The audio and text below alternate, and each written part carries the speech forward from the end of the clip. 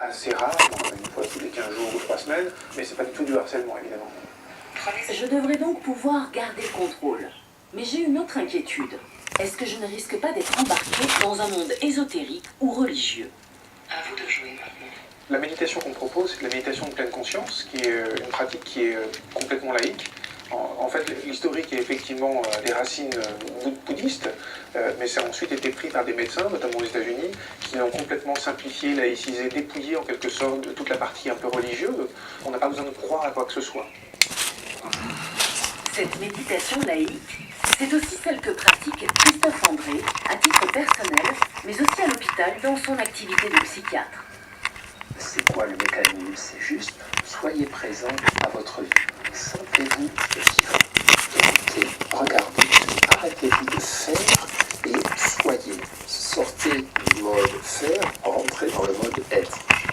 Pratiquer ce type de présence éveillée et non réactive au monde a des vertus guérissantes et thérapeutiques. Ah, mais le faire régulièrement, évidemment, c'est comme le sport, c'est une activité régulière, améliore notre immunité, améliore nos capacités attentionnelles, rééquilibre nos émotions. Mais comment parvenir à dégager un moment pour méditer dans ma journée surbookée? Ce sont les bienfaits de la méditation sur la baisse du stress qui ont convaincu Amélia de se lancer.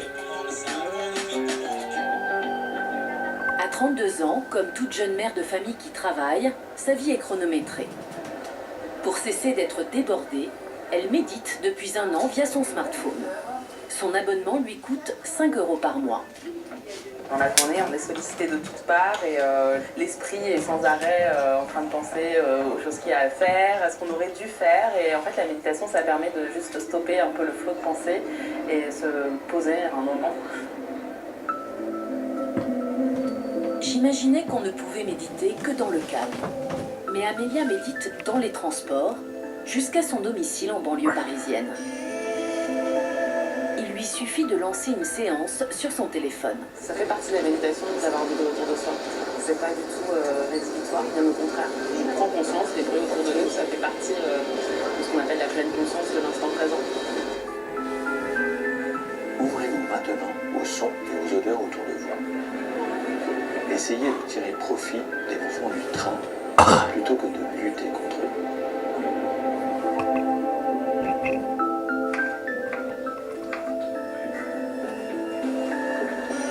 Un petit peu de jambon, un petit peu de courgette. Sur une cuillère plutôt.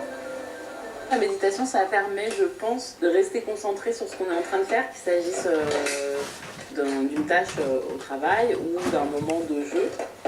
Quand je suis en train de jouer, même si mon cerveau va m'amener à penser à la suite de la soirée ou à ce que je dois faire demain, je vais plus facilement me dire ok, c'est pas grave, demain c'est demain, maintenant c'est un instant à vivre tout de suite, quoi, donc on verra plus tard. Ça fait 10 ans que je suis avec mon mari, donc il a un certain recul sur l'évolution de ma personnalité. Il me dit que je suis plus calme, globalement. Même s'il m'arrive, comme tout le monde, voilà, d'être agacé, stressé par une situation, je gère mieux ces moments-là. Faudrait que tu médites un peu plus. Amélia, malgré sa double journée de maman qui travaille, parvient à trouver chaque jour 20 minutes pour méditer. C'est une question de choix.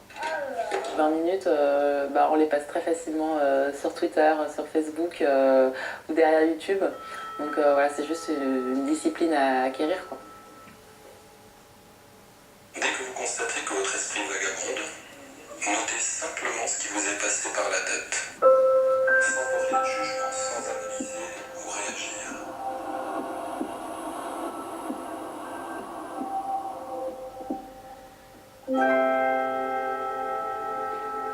Amélia a réussi à s'accorder 20 minutes par jour pour méditer. Je découvre qu'il y a aussi d'autres biais pour gagner en concentration, en détente, en calme. Plus de 2 millions de Français ont réussi à trouver du temps dans leur quotidien pour pratiquer le yoga. On allonge l'arrière. Le tricot vit un véritable retour de flamme. Le rythme des aiguilles fait baisser la fréquence cardiaque. 9 Français sur 10 jardinent, même si c'est seulement sur le bord de leur fenêtre. C'est en essayant de choisir entre ces bulles de lenteur que je me suis rendu compte qu'une chose avait disparu de ma vie. Ne rien faire du tout. Je crois d'ailleurs que même si je trouvais le temps, je n'en suis plus capable. On a totalement perdu le sens et la capacité de la non-action. Et notre société est très largement responsable puisque pour nous vendre des choses, des écrans, des logiciels, des ceci, des cela, elle nous a incité à remplir toutes les pages de non-action par des actions ou des distractions. La contemplation, la méditation, la présence au monde, ça ne fait pas gagner d'argent aux firmes. Et donc, on veut arracher ce truc-là de nos vies. Il ne faut pas qu'on se laisse faire. En m'accordant chaque jour un temps pour ne rien faire, certes, je pourrais repousser les dictats de la société de consommation, mais pas seulement. Ça semble paradoxal, mais quand je ne fais rien, mon cerveau n'est pas au repos. Une activité cérébrale fondamentale se met en place. Elle a un nom barbare, on l'appelle le réseau du mode par défaut. Le mode par défaut, ce sont ces moments où l'on voyage dans nos pensées. Le professeur Francis Eustache l'étudie depuis de longues années. Sans le mode par défaut, sans ce voyage dans nos pensées, impossible de construire solidement notre mémoire.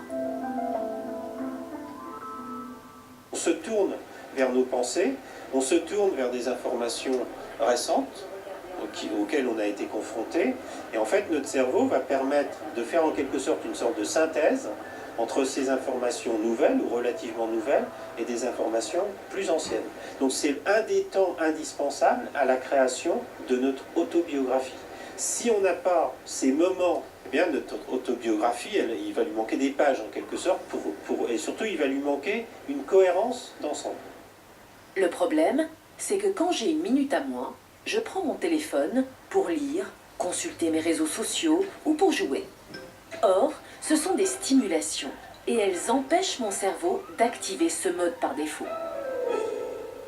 Mais si vous êtes hyper stimulé, eh bien, en conséquence, vous allez peu mettre en route, peu mettre en place ce réseau du mode par défaut. Et il faut tenter, si c'est possible, de le protéger.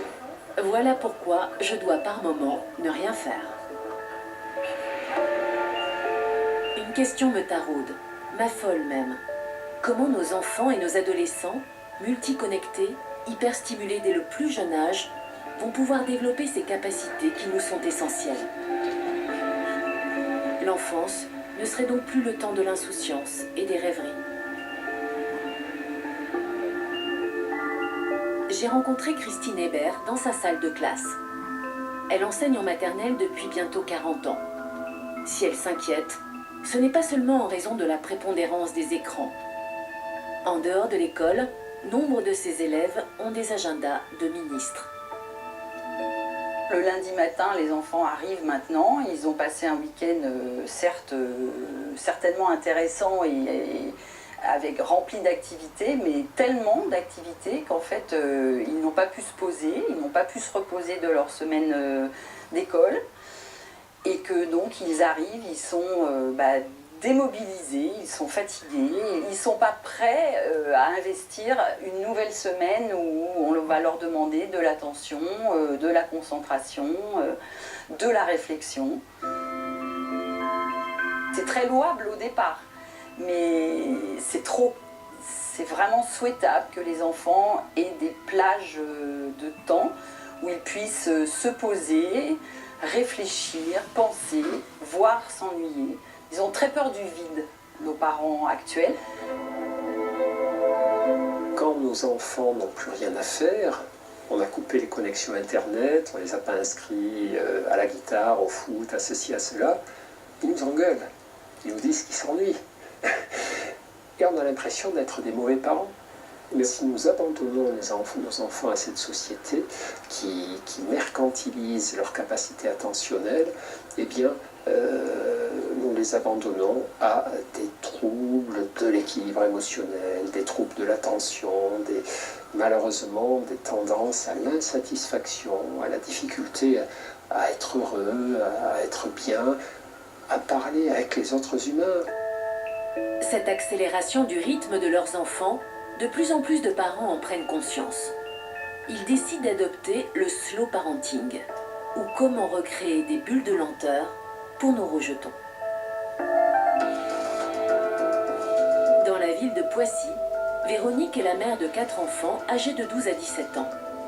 Chaque jour, à la sortie du collège ou du lycée, les ados convergent vers la maison familiale.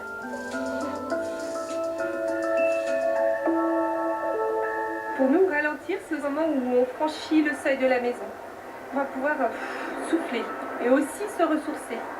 Hein, Antoine? Pour lui, c'est vital, il le réclame d'ailleurs. Ne pas tout de suite enchaîner en rentrant sur autre chose. Pour que chacun puisse avoir le temps de se poser, dans la famille, les activités ont été limitées. Antoine a arrêté le kung-fu et la clarinette.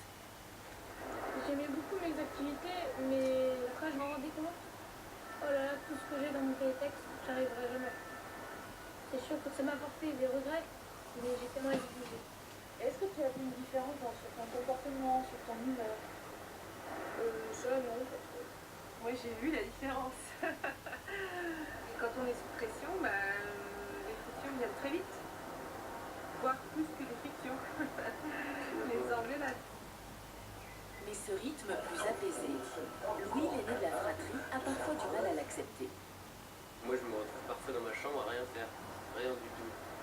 Ça, je trouve ça pas bien. C'est pas une forme de repos parce qu'on ne dort pas. En fait, on tourne dans sa chambre, enfin, on se rend compte qu'on passe du temps inutile. Oui, ça fonctionne sous la pression du oui, travail. la pression est bonne aussi, je suis d'accord avec toi, mais l'ennui, ça ouvre sur autre chose, même si on n'en a pas conscience. Et c'est mon rôle de mère de le lui préserver alors qu'il y a plein de petits trucs qui auraient envie de prendre l'espace.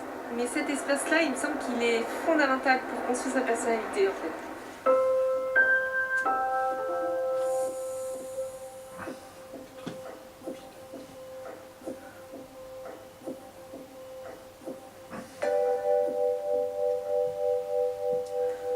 L'usage des écrans est évidemment limité. Hormis pour le travail scolaire, pas plus d'1 heure d'ordinateur et seulement quand il n'y a pas classe. Le téléphone portable, dans la famille, ce n'est pas avant 15 ans.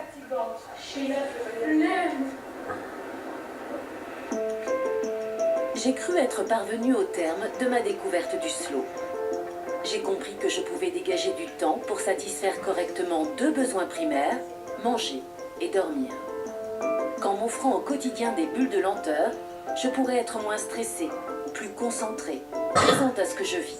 Cela permettra à ma mémoire de se construire, à mes émotions de naître.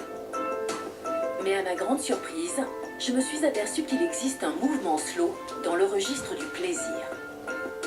La journée terminée, le slow se glisse sous nos draps, car ces moments-là aussi, nous nous sommes mis à les consommer à toute vitesse. Rencontre express, injonction de performance, il faut jouir à marche forcée. Pourtant, seule une femme sur 2 parvient régulièrement à l'orgasme. Le slow sex m'invite à ralentir pour d'autres sources de plaisir. Un brin sceptique, je me suis quand même laissé tenter.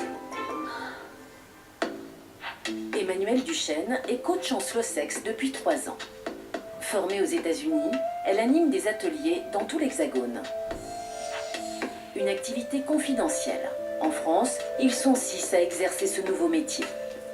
Je me demande bien ce qu'un coach en slow sex peut m'apporter de plus qu'un sexologue. Dans la sexologie, on parle de dysfonction. On vient parce qu'on a un problème et le sexologue va dire « Ah oui, vous avez un problème ». Et moi, je viens à l'opposé de tout ça, parce que les gens viennent et me disent « Je ne suis pas normale, j'ai un problème ». Et moi, je dis « Mais non, toi, tu es toi et tu ressens ce que tu ressens et il n'y a aucun problème là-dessus. Le seul problème, c'est que tu t'es dit que tu devais être comme les autres, qui eux-mêmes se sont dit qu'ils devaient être comme les autres et on est tous à se comparer à un modèle, en fait. » Et moi, je dis « C'est pas vous le problème, c'est pas vous qui avez un problème, c'est le modèle dans lequel vous essayez de rentrer. » De laisser... La sexologie n'a plus à prouver les services qu'elle rend. Mais voyons donc ce qu'Emmanuelle propose. Donc aujourd'hui, mon intention, c'est vraiment de vous faire repartir avec quelques petits exercices, quelques petits outils que vous pouvez déjà intégrer dans votre vie. L'atelier va durer une demi-journée. Il coûte 50 € à chaque participant. Certains sont célibataires. Geneviève, elle, est venue spécialement de Dordogne. Elle vit en couple depuis 25 ans. Moi, je trouvais que sexuellement, c'était pas passionnant, quoi. Et Et donc je m'étais dit, bon, ben tant pis, j'arriverai jamais à mieux, quoi. Bon, après tout, on s'entend bien quand même. Enfin voilà, il y avait une espèce de deuil là-dessus. Et je trouve que les outils qu'on travaille ici sont des outils qui, moi, me font du bien. Et en plus, coup de bol, ça va être mieux pour notre couple. Donc je prends. En fait, un couple est solide si chacun s'occupe bien de soi. Se dévouer et se laisser dévorer par l'autre, c'est pas la bonne piste. Hein. Et donc je suis là pour moi. En fait, vous allez observer les sensations dans votre corps. La différence, c'est qu'on va intégrer les sensations qu'on va trouver dans notre sexe. L'atelier débute par quelques minutes de méditation. Est-ce qu'il y a au niveau de votre sexe une zone, un endroit que vous ressentez plus qu'un autre? Si c'est le cas, vous allez faire un zoom avec votre attention, comme si c'était un microscope, pour aller voir vraiment au cœur de cette sensation-là. Très bien, et puis vous allez pouvoir ouvrir vos yeux, reconnecter avec l'extérieur. Si vous pouvez avoir cette qualité d'attention à votre corps et à votre sexe quand vous faites l'amour, là pour moi vous êtes vraiment dans la conscience et dans le slow sex. Et quand on dit slow, ça ne signifie pas forcément qu'il faut faire tout le temps lentement. Ça veut dire c'est suffisamment lentement pour être capable de ressentir ce qui se passe dans mon corps à l'instant présent. J'ai des sensations de dilatation en dessous des testicules. Voilà. C'est des sensations assez fines en fait. Mais effectivement, en portant mon attention dessus, j'ai remarqué que oui, c'est là. Ouais. C'est là. C'est vraiment ça. C'est à peine perceptible, mais je lui donne toute mon attention. Et vous allez voir que l'attention agit comme un curseur pour l'intensité des sensations. Donc, dans la sexualité habituelle, on a tendance à augmenter le volume. Donc, la taille du sextoy, mettre plus de lingerie, plus de parfum, plus de je sais pas quoi. Et nous, ce qu'on fait, c'est qu'au lieu de faire tout ça, on augmente l'attention qu'on porte aux sensations, aussi infimes soient-elles. Donc, on va faire l'exercice du désir. L'exercice suivant porte sur l'expression du désir. Comment je peux avoir la sexualité que je veux avoir si je ne sais pas ce que je désire et ce que je veux? Car prend-on encore le temps de désirer et de formuler son désir? Donc ce qu'on va faire, c'est que tu vas me poser une question, tu vas me dire « Dis-moi ton désir ». Je vais répondre et tu vas répondre « Merci ». Ok. Dis-moi ton désir. Te caresser le visage. Merci. Dis-moi ton désir.